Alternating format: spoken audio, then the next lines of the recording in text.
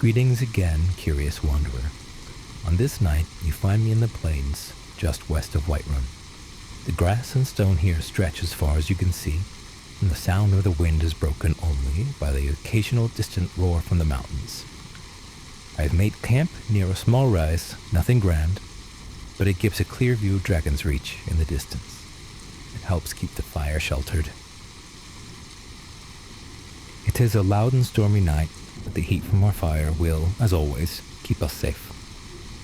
During a stop at a trading post, not far from the road to Rorikstead, I came across a well-preserved set of a brief history of the Empire.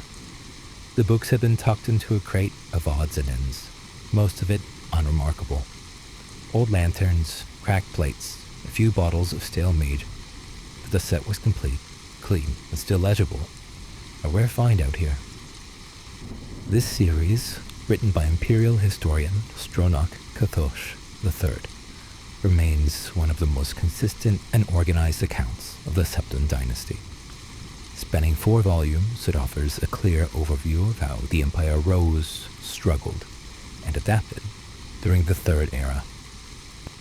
Volume 1 begins with Tiber Septon himself. It follows his military campaigns, political decisions, and the consolidation of power that brought Tamriel under a single banner. It's a straightforward look at how the Empire was founded. Volume 2 details the internal conflicts that followed. With Tiber gone, the question of succession quickly turned violent. The War of the Red Diamond is the focus here, with various heirs and nobles vying for control. It's a good reminder of how fragile a new empire can be. Volume 3 moves outward again, looking at foreign threats and expansion, especially the Empire's ill-fated push into Akavir under Uriel V. It also covers the Comorian Usurper and the cost of overextension. Volume 4 returns to a more administrative focus. It deals with the efforts of later emperors to repair and maintain the empire after years of instability. It's less about war and more about structure, diplomacy, and the day-to-day challenges of holding it all together. If you're traveling through these lands and want to understand what built the roads beneath your feet and the cities on the horizon, these books offer a good starting point. They won't answer every question, but they'll give you context, and context, I found, makes everything in Tamriel a little clearer. I'll be reading through them while the light lasts. You're welcome to stay and listen. We start with Volume 1, The Rise of Tiber Septim, the unification of Tamriel, and the early Septim rulers up to Empress Kentira I. It highlights the establishment of the Third Era and the initial consolidation of the Empire. Before the rule of Tiber Septim, all Tamriel was in chaos.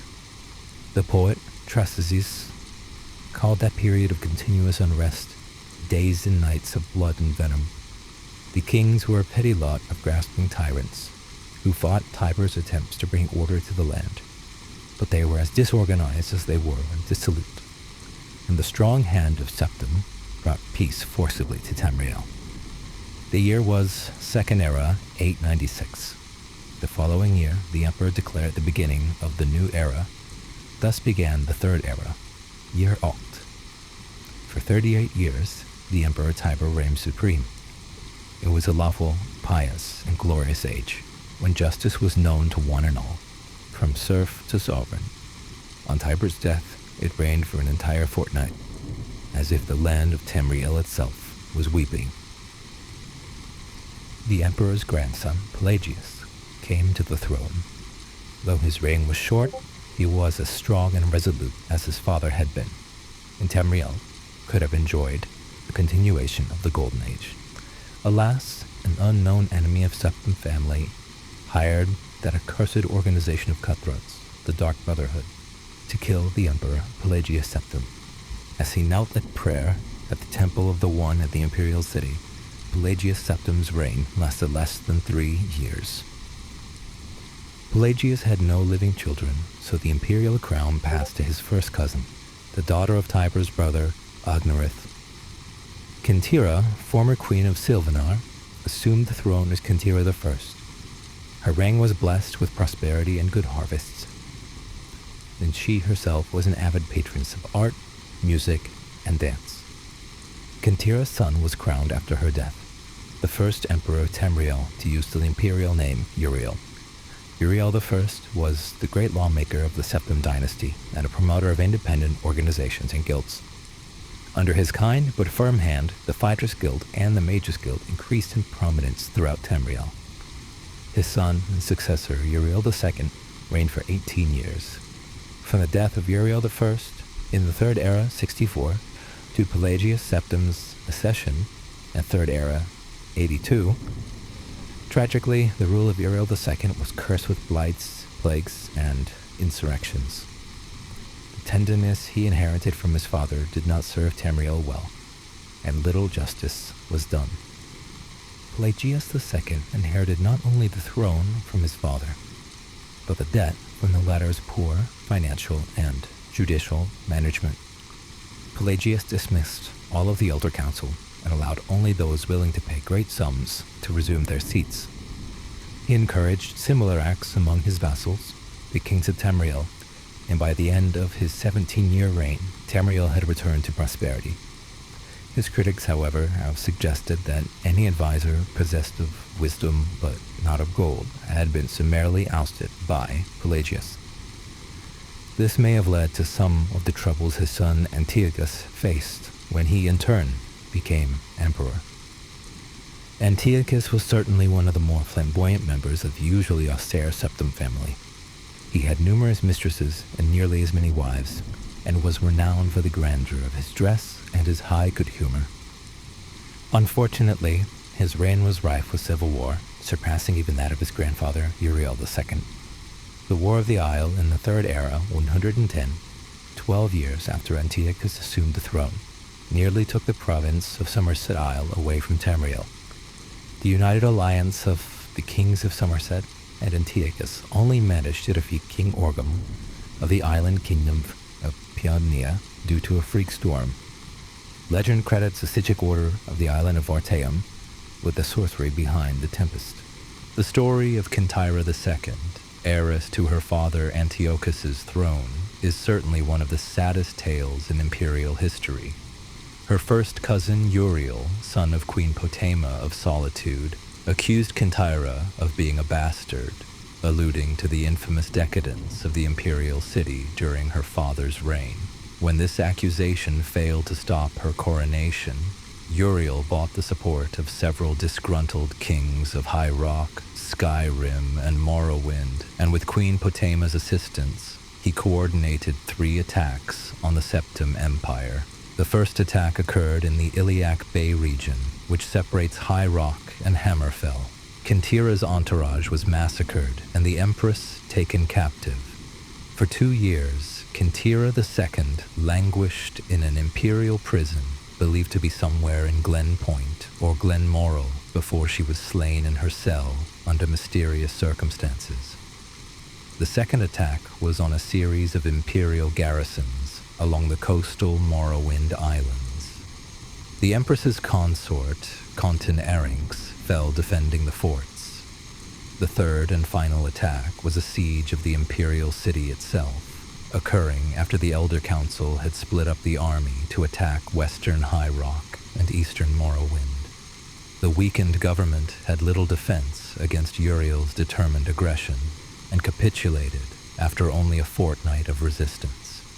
Uriel took the throne that same evening and proclaimed himself Uriel III, Emperor of Tamriel. The year was 321.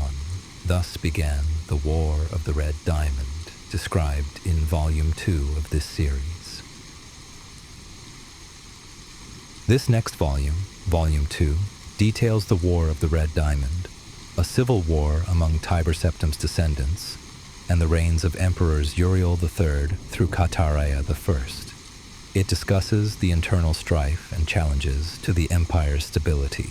Of this series described in brief the lives of the first 8 emperors of the Septim dynasty, beginning with the glorious Tiber Septim and ending with his great-great-great-great-grandniece, Kintira II. Kintira's murder in Glen Point, while in captivity, is considered by some to be the end of the pure strain of Septim blood in the imperial family. Certainly, it marks the end of something significant. Not only proclaimed himself Emperor of Tamriel, but also Uriel Septim III, taking the eminent surname as a title. In truth, his surname was Mantiarco from his father's line.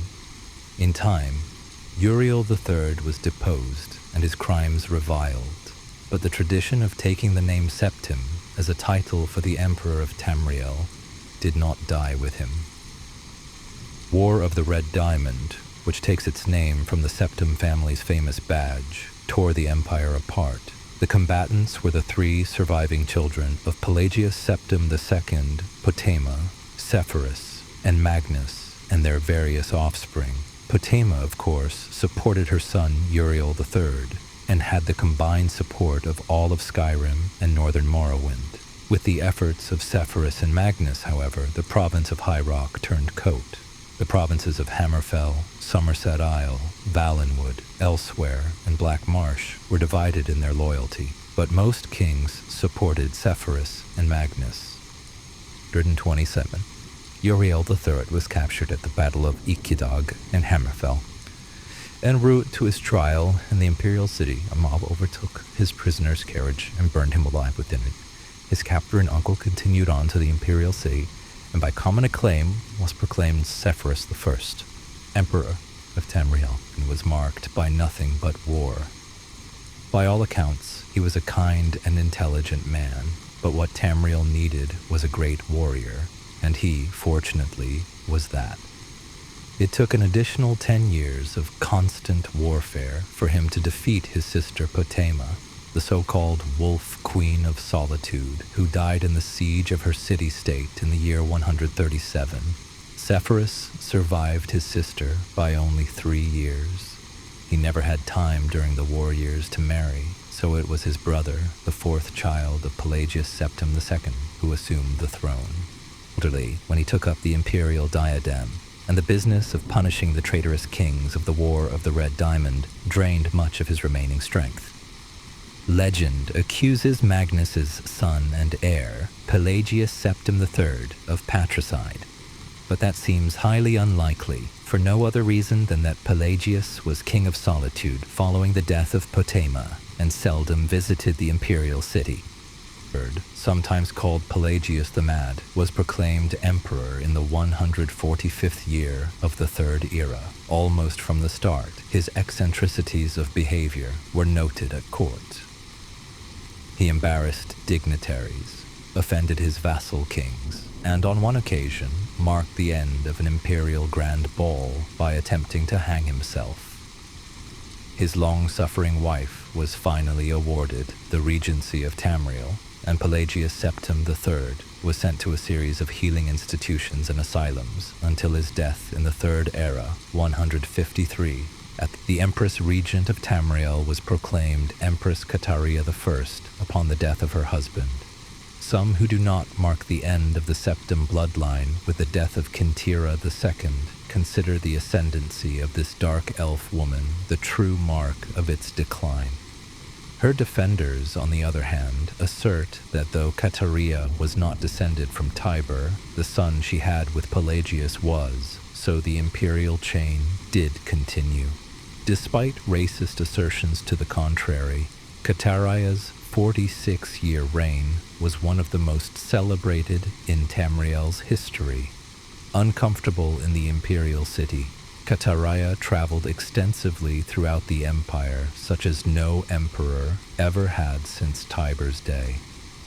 She repaired much of the damage that previous emperors' broken alliances and bungled diplomacy created. The people of Tamriel came to love their empress far more than the nobility did. Cataria's death in a minor skirmish in Black Marsh is a favorite subject of conspiracy-minded historians. The sage Montalius's discovery, for instance, of a disenfranchised branch of the Septim family and their involvement with the skirmish was a revelation indeed. When Cassander assumed the throne upon the death of his mother, he was already middle-aged. Only half-elven, he aged like a Breton. In fact, he had left the rule of Wayrest to his half-brother Uriel due to poor health. Nevertheless, as the only true blood relation of Pelagius, and thus Tiber, he was pressed into accepting the throne. To no one's surprise, the Emperor Cassander's reign did not last long. In 2 years, he joined his predecessors in eternal slumber. Uriel Lariat, Cassander's half-brother, and the child of Cataria I and her imperial consort, Galivere Lariat, after the death of Pelagius Septim III, left the kingdom of Wayrest to reign as Uriel IV. Legally, Uriel IV was a septim. Cassander had adopted him into the royal family when he had become king of Wayrest. Nevertheless, to the council and the people of Tamriel, he was a bastard child of Cataria. Uriel did not possess the dynamism of his mother, and his long 43-year reign was a hotbed of sedition. Volume 3 focuses on the reigns of Emperors Uriel IV through Uriel V, including the Cameron Usurper crisis and Uriel V's ambitious but ill-fated invasion of Akavir. Before we move on, we have covered quite a lot of history. Perhaps it is beneficial with a brief recap. The first volume of this series told in brief the story of the succession of the first 8 emperors of the Septim dynasty, from Tiber Septim I to Kintira II. The second volume described the War of the Red Diamond and the 6 emperors that followed its aftermath, from Uriel III to Cassander. At the end of that volume, it was described how the Emperor Cassander's half-brother Uriel IV assumed the throne of the Empire of Tamriel. It will be recalled that Uriel IV was not a septim by birth. His mother, though she reigned as empress for many years, was a dark elf married to a true septim emperor, Pelagius Septim III. Uriel's father was actually Cataria's consort after Pelagius's death, a Breton nobleman named Galivere Lariat. Before taking the throne of empire, Cassander had ruled the kingdom of Wayrest, but poor health had forced him to retire. Cassander had no children, so he legally adopted his half-brother Uriel and abdicated the kingdom. 7 years later, Cassander inherited the empire at the death of his mother. 3 years after that, Uriel once again found himself the recipient of Cassander's inheritance. Uriel IV's reign was a long and difficult one. Despite being a legally adopted member of the Septim family, and despite the Lariat family's high position, indeed they were distant cousins of the Septims, few of the elder council could be persuaded to accept him fully as a blood descendant of Tiber. The council had assumed much responsibility during Cataria's long reign and Cassander's short one, and a strong-willed alien monarch like Uriel IV found it impossible to command their unswerving fealty.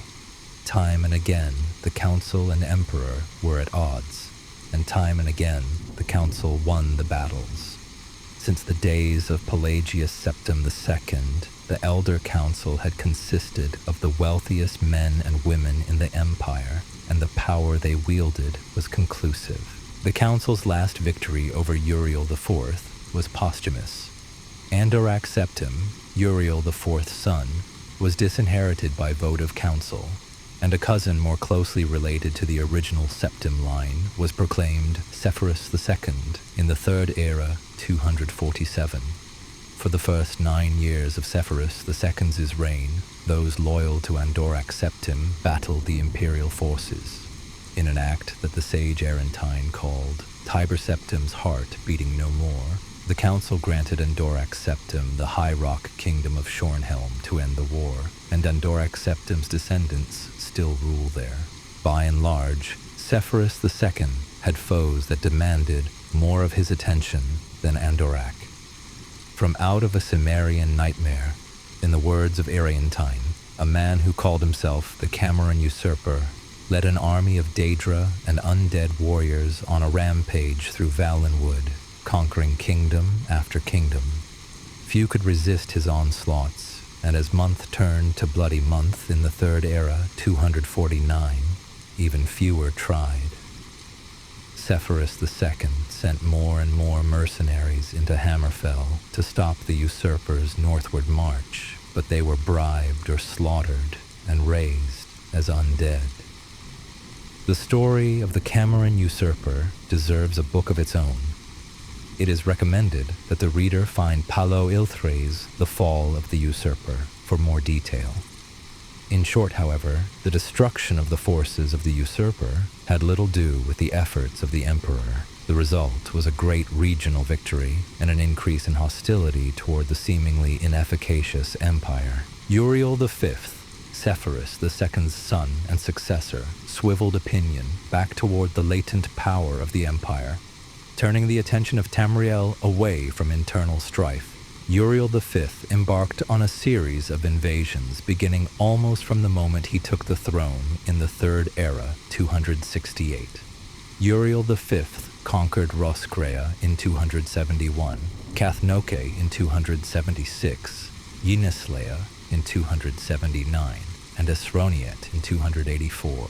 In the Third Era, 288, he embarked on his most ambitious enterprise, the invasion of the continent kingdom of Akavir. This ultimately proved a failure, for 2 years later, Uriel V was killed in Akavir on the battlefield of Ionith. Nevertheless, Uriel V holds a reputation second only to Tiber as one of the 2 great warrior emperors of Tamriel. As it happens, I do possess the book mentioned herein, The Fall of the Usurper. I'll pull it from my bag, and we can glean more context of the history of the empire. The people of Dwynnen celebrate Othroctide every 5th of Sun's Dawn, the date when, according to legend, a man emerged from the wilderness of High Rock and defeated the undead of Castle Whitemore to become the first Baron of Dwynnen. Few people believe the legend anymore, but there most certainly was a Baron Othrock of Dwynnen who was destined to become one of the true heroes of High Rock, if not all Tamriel.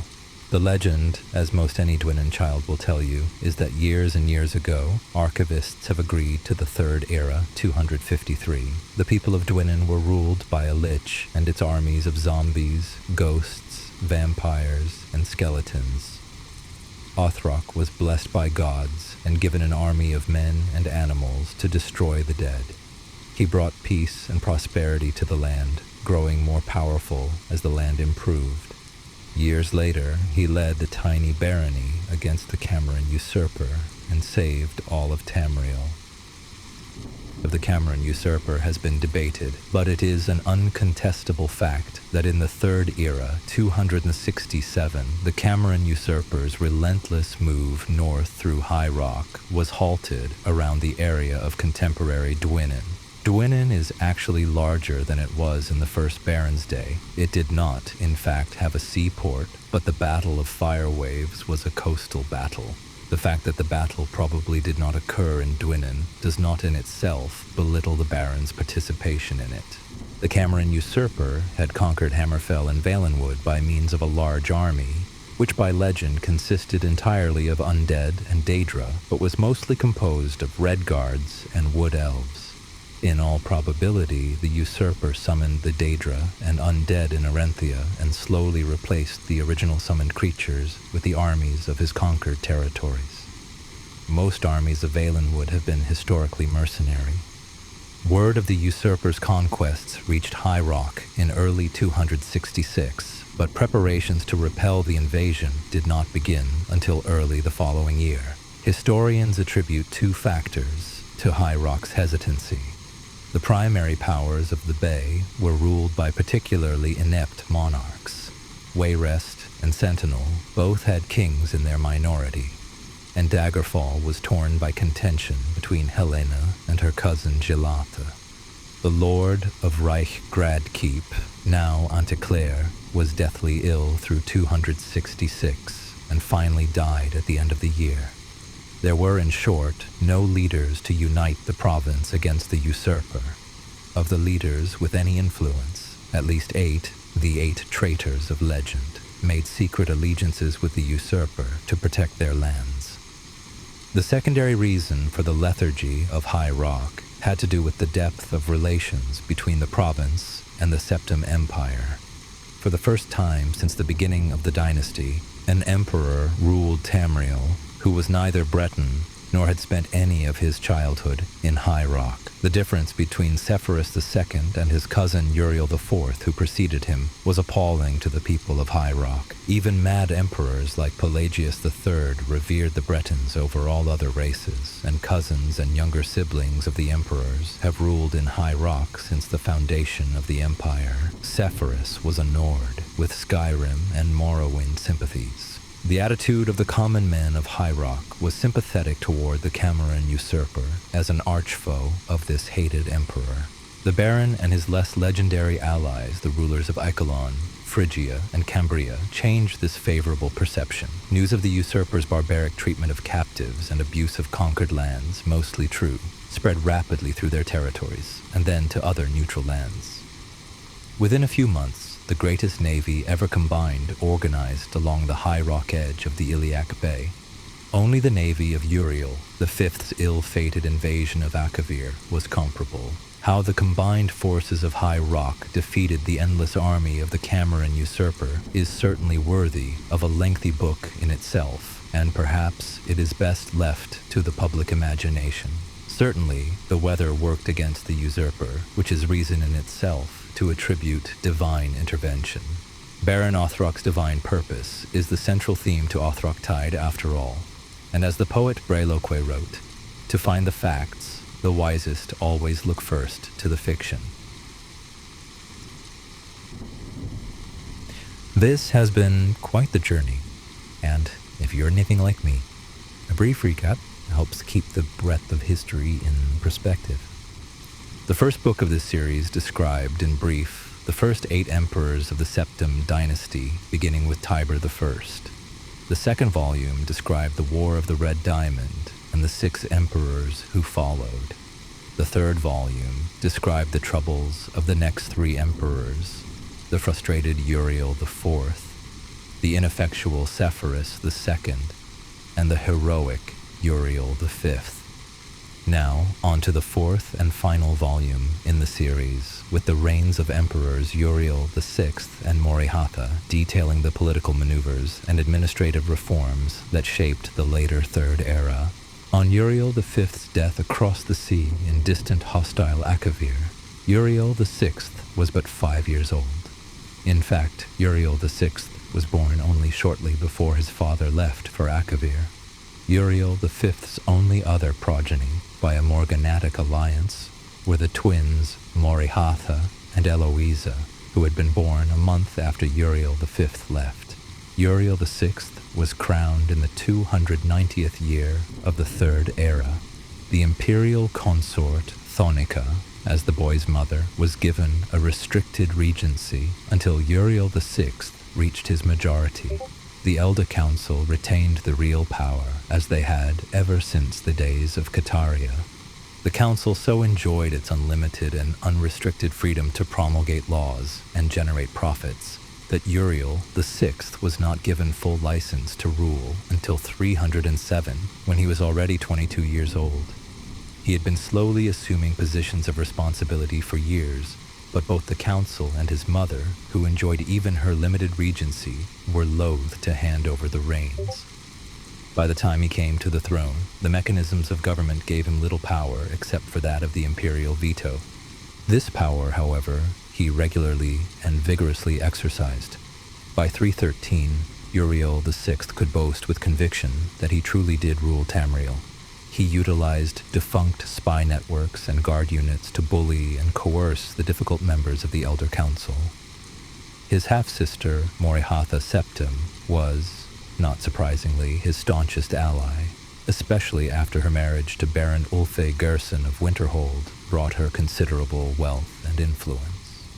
As the sage Ugarij said, Uriel V conquered Esronia, but Uriel VI conquered the Elder Council, and could not be resuscitated by the finest imperial healers. His beloved sister, Morihatha, took up the imperial tiara. At 25 years of age, she had been described by admittedly self-serving diplomats as the most beautiful creature in all of Tamriel. She was certainly well-learned, vivacious, athletic, and a well-practiced politician. She brought the Archmagister of Skyrim to the Imperial City and created the second Imperial Battle Mage since the days of Tiber Septim. Morihatha finished the job her brother had begun and made the Cyrodiil a true government under the Empress, and later the Emperor. Outside the Cyrodiil, however, the Empire had been slowly disintegrating. Open revolutions and civil wars had raged unchallenged since the days of her grandfather Sepphoris II.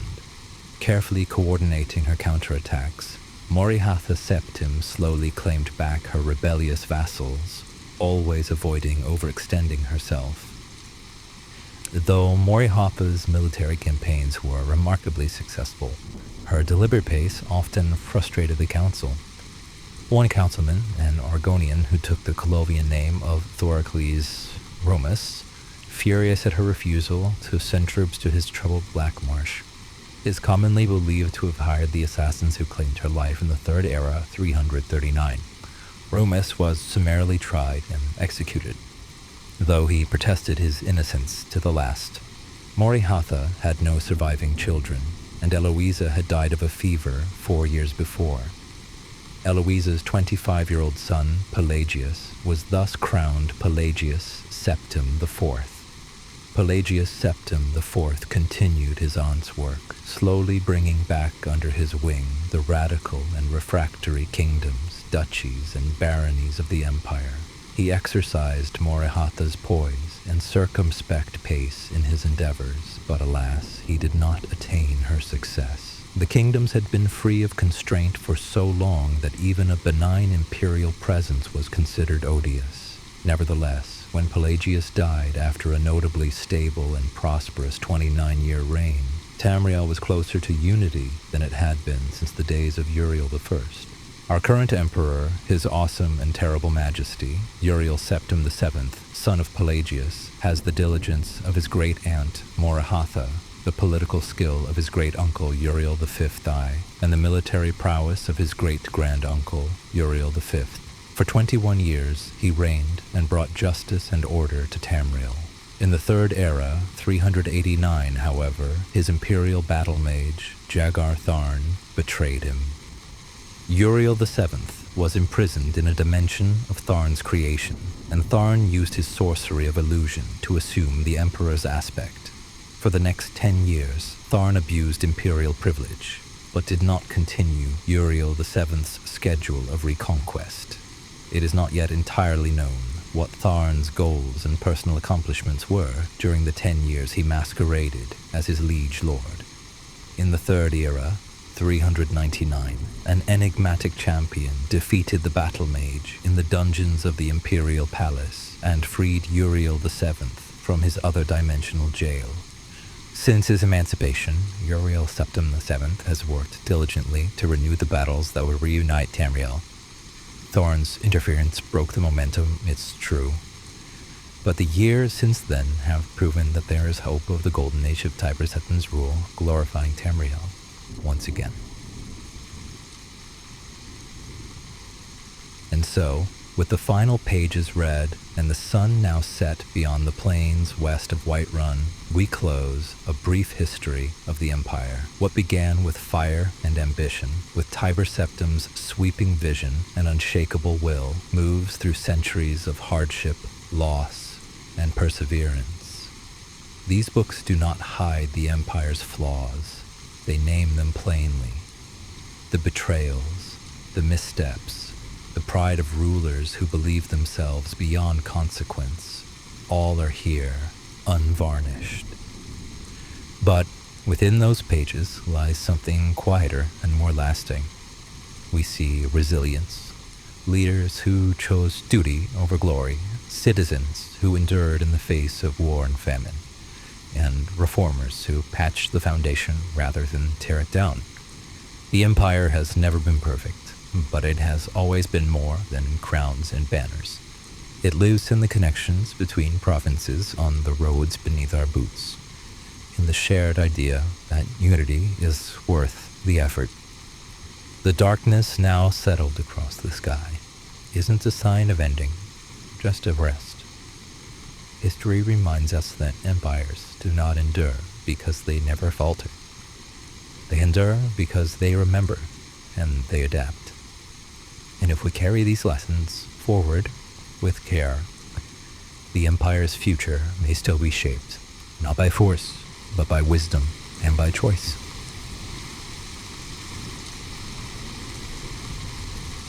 Thank you for sitting with me through these stories. The fire's still warm, and the night is quiet now. Just the rain against the stone, and the occasional thunder crack somewhere off in the distance. There's no rush. You're welcome to stay here as long as you'd like. Rest your feet, and let the weight of the day settle gently. There will always be more to read, more to wonder about, more to understand. But for now, it's enough to just be here. Sleep well, traveler. Many stories and adventures await you in the morning.